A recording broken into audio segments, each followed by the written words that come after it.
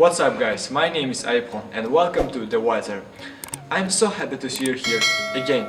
So in this lesson we are going to get familiar with our new element, battery compartment.